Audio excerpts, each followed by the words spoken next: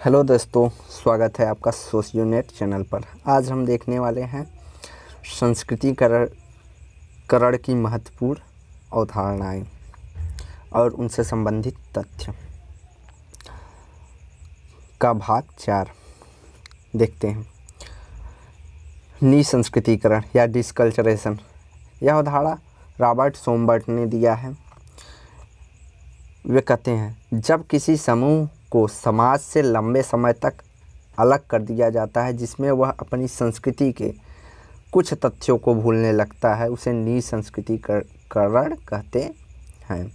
जैसे कि कैदी को जब जेल में रखा जाता है तो अपनी कुछ प्रथाओं परंपराओं को भूलने लगता है।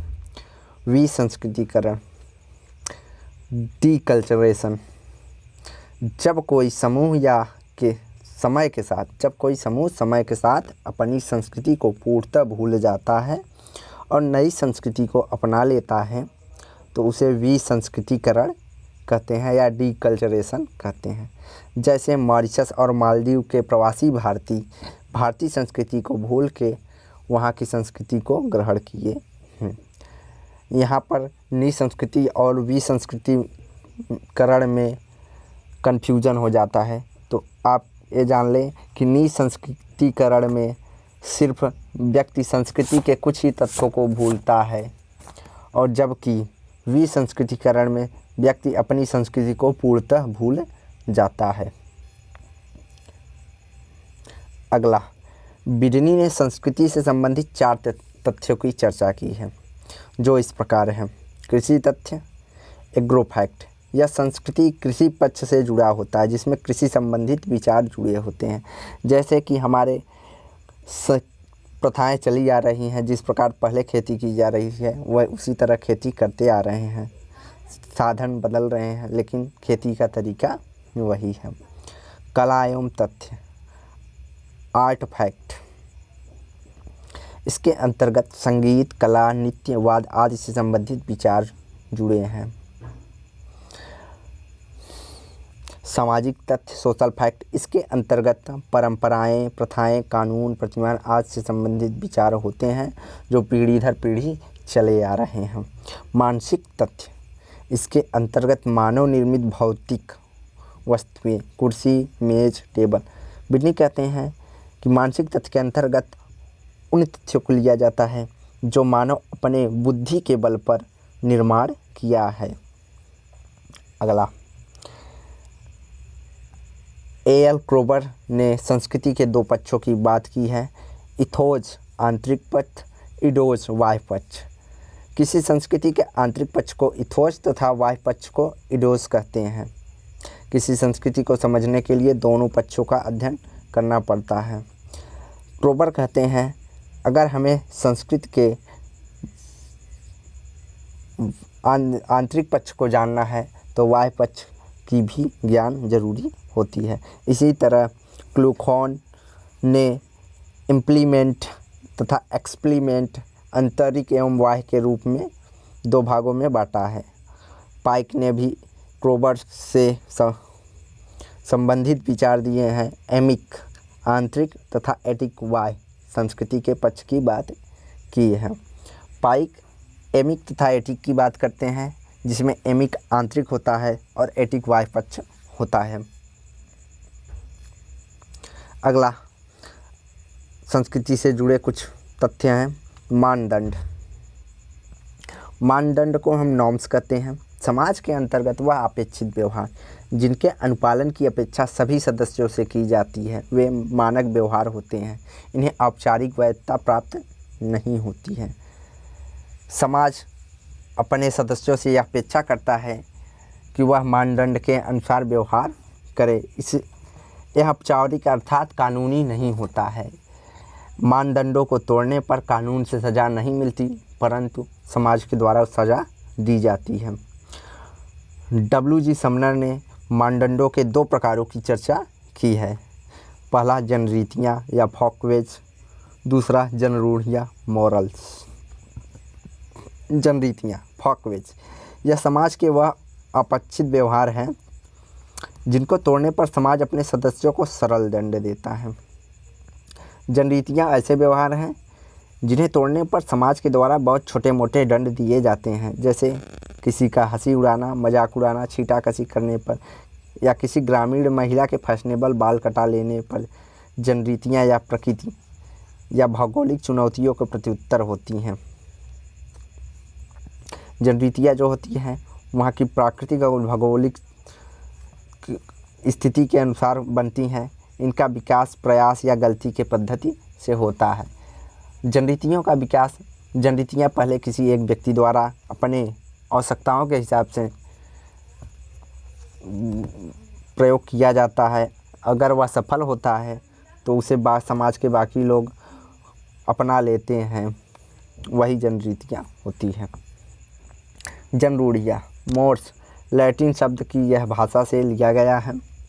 यह वह अपेक्षित व्यवहार है जिसे तोड़े जाने पर समाज व्यक्ति को कठोर दंड देता है, जैसे किसी व्यक्ति का नग्न घूमना या किसी उच्च जाति की युवती या का निम्न जाति के युवक से ब्याह करना पर उसको दंड दिया जाता है। इसका पालन समाज के कल्याण के लिए आवश्यक समझा जाता है। जनरूढ़ियाँ ऐसी नियम कानून है जिसे तोड़ने पर सख्त दंड दिया जाता है,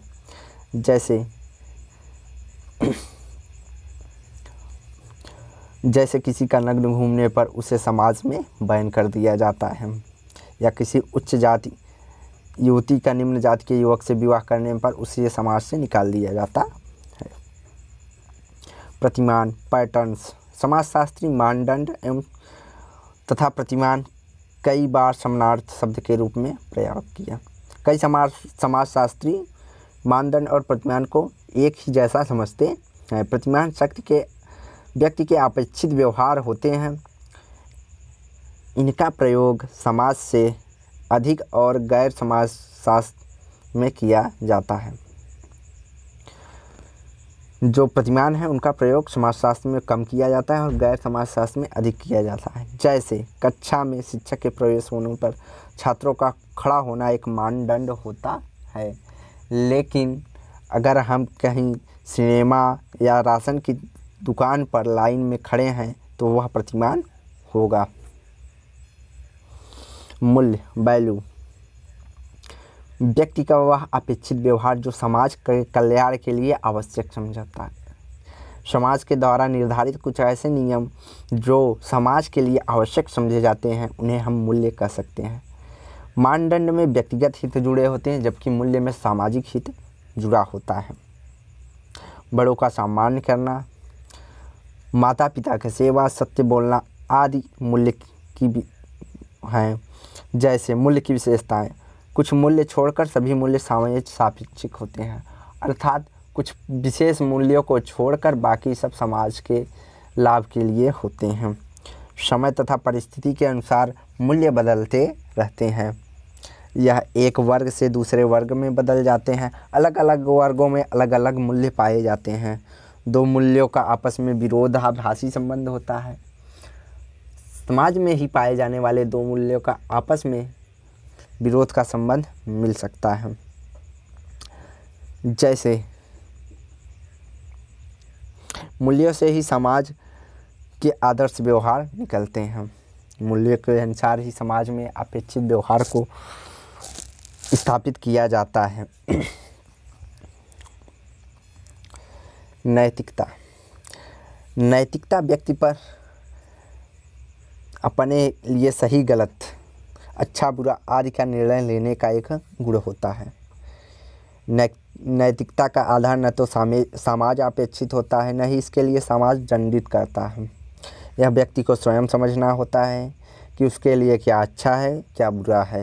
यह उसका निजी आदर्श व्यवहार होता है। जैसे सड़क पर गिरा 10 रुपये व्यक्ति की नैतिकता पर निर्भर करता है कि वह उसे उठाए या न उठाए। अगला, कानून। कानून पूर्णतः राज्य का विशेषाधिकार है तथा यह किसी राज्य द्वारा स्थापित वह नियम है जिसे तोड़े जाने पर राज्य दंडित करता है। इसकी उत्पत्ति सचेतन प्रयासों का परिणाम होता है। कानून पूर्णतः राज्य का विशेषाधिकार है, अर्थात कानून को निर्धारित राज्य करता है, जिसे एकदम समाज के हित के लिए कानून को बनाया जाता है। इसे सचेतन प्रयासों अर्थात जानबूझकर इसका निर्माण किया जाता है। दुर्खीम ने अपनी पुस्तक डिवीज़न ऑफ लेबर में 2 प्रकार के कानूनों की चर्चा की है। दमनकारी कानून, यह सरल समाज की विशेषता है जहाँ छोटे छोटे अपराधों के लिए कठोर दंड दिया जाता है। इन समाजों का उद्देश्य समाज के अन्य सदस्यों को सचेत करना भी होता है, जैसे किसी व्यक्ति का बकरी चुराने पर उसके हाथ को काट देना, ताकि कोई अगला व्यक्ति ऐसी कार्य को न करे, अर्थात वह सचेत हो जाए कि उसे भी ऐसा दंड मिलेगा ऐसा कार्य करने पर। यह खास करके जनजातीय समाज में पाई जाती हैं या आदिम समाज में पाई जाती हैं। प्रतिकारी कानून, यह जटिल समाजों की विशेषता है। इनमें अपराध की प्रकृति के अनुपात में दंड दिया जाता है, जैसा कि वर्तमान समय में होता है। ट्रैफिक नियम तोड़ने पर 50 रुपये का जुर्माना, हत्या करने पर आजीवन कारावास आदि की दंड निर्धारित किए गए हैं। अगला, परंपरा, ट्रेडिशन। ये व्यक्ति के वे व्यवहार हैं जो पूर्वजों का अनुकरण करते हैं। ये पीढ़ी दर पीढ़ी हस्तांतरित होते जाते हैं और व्यक्ति इनका पालन बिना किसी प्रश्न के करता है। वे व्यक्ति के वे व्यवहार जो व्यक्ति पीढ़ी दर पीढ़ी से करते आ रहा है और अपनी पीढ़ी दर पीढ़ी उसको हस्तांतरित करता जाता है, वह परंपरा कहलाता है। अर्थात किसी कुल देवता का पूजा करना, बड़ों का आदर करना, किसी पार्टिकुलर त्यौहार को मनाना आदि परंपरा के अंतर्गत आते हैं। परंपरा की विशेषता, परंपरा पूर्वजों का व्यवहार का अनुकरण करता है, अर्थात हम पूर्वजों के व्यवहार का अनुकरण करके उसको आगे बढ़ाते हैं। परंपराओं की निरंतरता होती रहती है, अर्थात पीढ़ी दर पीढ़ी चलती रहती है। यह हमारे व्यवहार में आदत के रूप में शामिल हो जाती है, अर्थात हम इसका पालन एक आदत की तरह हमेशा करते रहते हैं। इनके औचित्य पर प्रश्न नहीं कर सकते, अर्थात हम बिना किसी सवाल के उसका पालन करते रहते हैं। परंपराओं से व्यक्ति का भावनात्मक लगाव होता है। परंपराओं व्यक्ति की पीढ़ी दर से पीढ़ी चली आती रहती है, जिससे वह व्यक्ति के भावनाओं से जुड़ा होता है, अर्थात उनके पूर्वजों के विचारों से जुड़ा होने के कारण उनकी भावनाओं से जुड़ा होता है। उद्भव का पता नहीं लगाया जा सकता।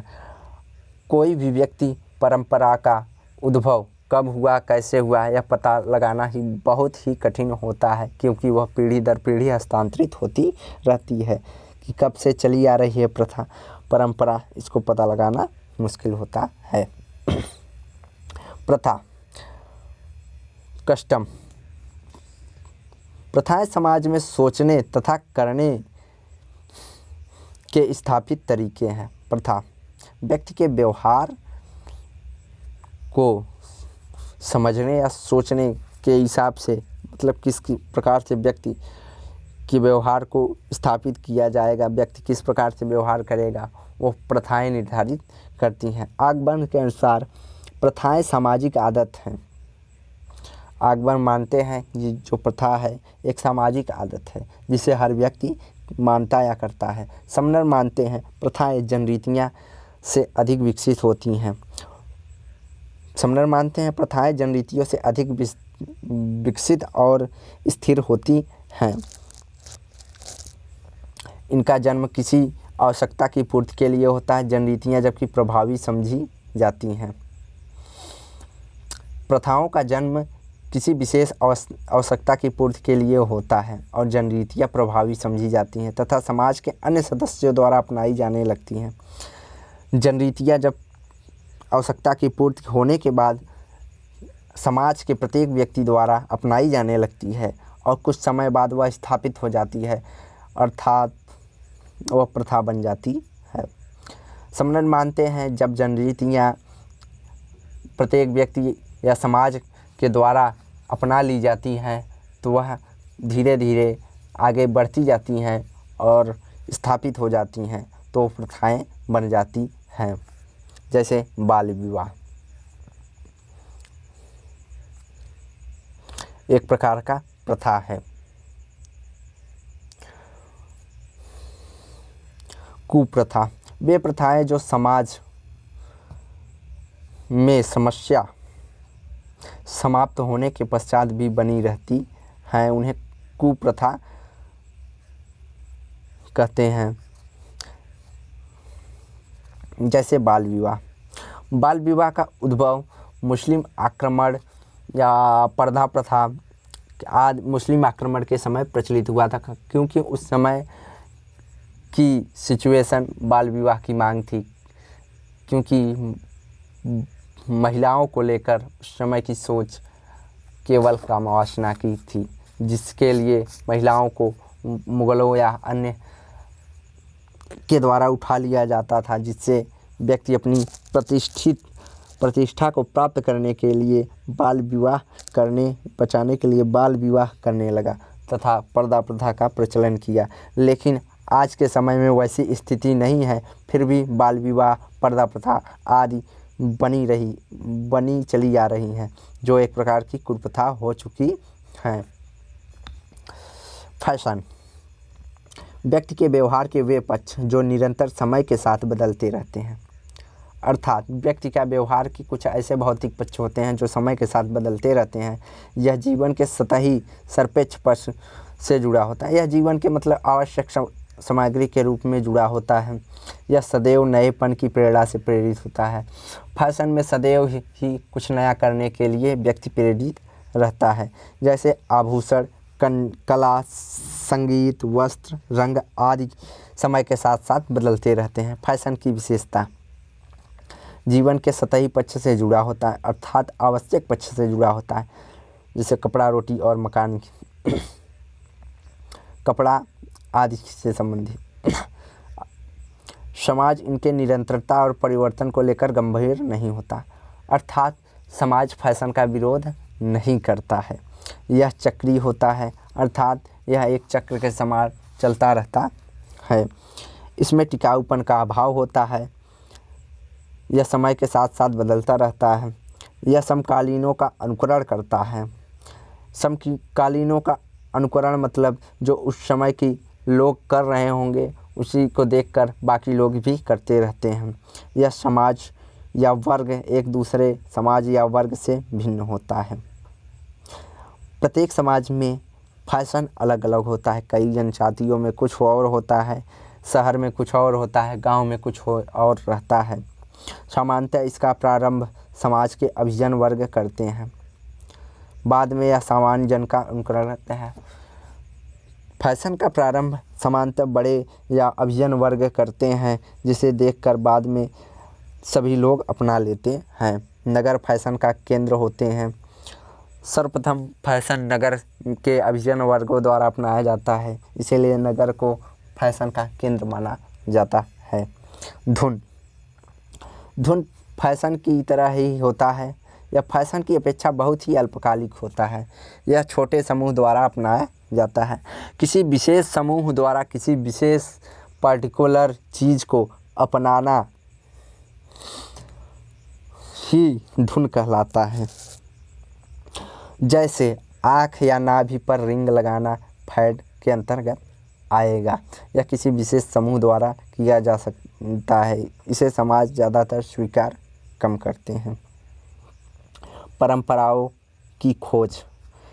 परंपराओं की खोज की अवधारणा एरिक हॉब्सन ने दिया है। कुछ ऐसे समूह होते हैं जो नई नई परंपराएं बनाते हैं। एरिक हॉब्स कहते हैं कुछ ऐसे समूह होते हैं जो नए नए परंपराएं बनाते हैं तथा सदैव नया करने की इच्छा से प्रेरित होते हैं, परंतु समाज में इसे विचलन की श्रेणी में रखता है। समाज इसे कुछ विशेष समूह जो ऐसा कार्य करते हैं, समाज उन्हें विचलन की श्रेणी में रखता है, जिसे समाज स्वीकार नहीं करता है। सभ्यता। सभ्यता एक सभ्य सिविलाइज्ड शब्द लैटिन भाषा के कोविट्स से निकला है, जिसका अर्थ नगर निवासी होता है। मैकाइवर के अनुसार भौतिक संस्कृति ही सभ्यता है। मैकाइवर कहते हैं व्यक्ति की भौतिक संस्कृति ही सभ्यता है। सभ्यता से तात्पर्य भौतिकवादी विकास से है। सभ्यता का विकास मानव की आवश्यकताओं के अनुरूप इस प्रकार अनुरूप होता है।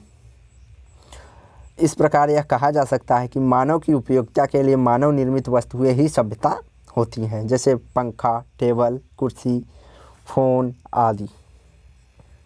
सभ्यता की विशेषताएं। सभ्यता मानव निर्मित वस्तुओं का प्रतिनिधित्व करता है, अर्थात सभ्यता मानव द्वारा बनाई गई वस्तुएं हैं। सभ्यता के विकास को मापा जा सकता है।